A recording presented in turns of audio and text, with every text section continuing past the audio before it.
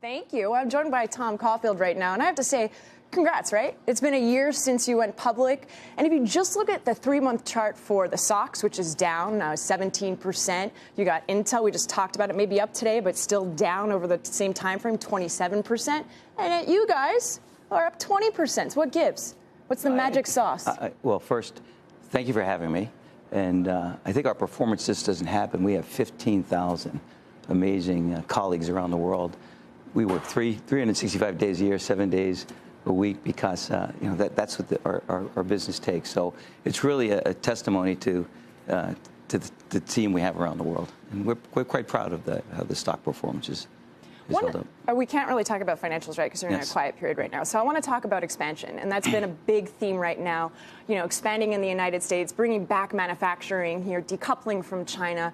You just recently announced expansion for advanced nodes, right? And so you're getting funding. If we were to just talk about that for a second and the financing for that, it's really tough to put a price tag on how much how much pain would cost. But Goldman Sachs did it, and they say that for those companies that are going to be building more in the United States, it's going to end up costing 44% more. So are we underestimating the future price of chips?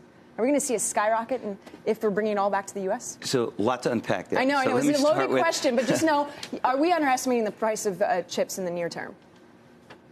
I think we're an inflationary industry and world. Not including inflation. So first of all, we don't do what's called leading edge or single-digit nanometer chips. That represents 30% of the market. We play in the other 70%, which is we add features. We call it feature-rich.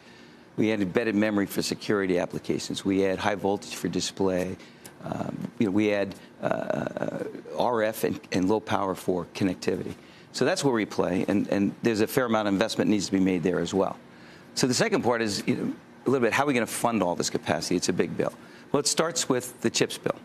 The CHIPS bill, if you think about it, it's $52 billion, 37 of which will be for manufacturing.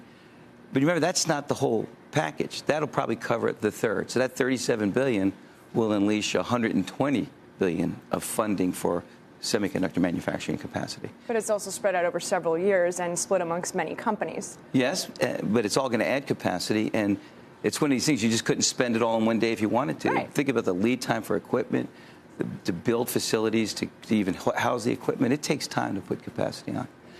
What about, so I just brought up China before, so there are initiatives, right, the export controls. Do you feel like maybe, given your experience in the field, and you seem to know everyone within the chip space, do you feel like the timing is difficult given the market conditions for a lot of chip companies? Do you think it's the right move? Well, first, why are they doing the move? You finally, I think society, the industry realize how critical semiconductors are to the world economy. They're probably the most critical ingredient. You have a situation where supply around the world is way out of balance. 70% of the foundry business, there's 5 foundry players or so, 70% of that capacity is in Taiwan. So when you think about economic security, supply chain security, national security, this imbalance needs to be fixed. And so what you're seeing in funding and what you're seeing in some of these trade or restrictions, it's all about creating that better balance of supply chain. But are we underestimating the corporate cost of that? Should there be retaliation? And I say this because SK Hynix, for example, in their earnings, they said, and this is the first time, they said they are making contingency plans for an extreme situation. It's not often you hear a company say that. So are we underestimating the cost of this? I don't think so. I think we need to get better balance. What's the other cost? We have such concentration for such a key ingredient for economic security. So this is what happens when things are inconvenient. It's which one's worse for you. Yeah.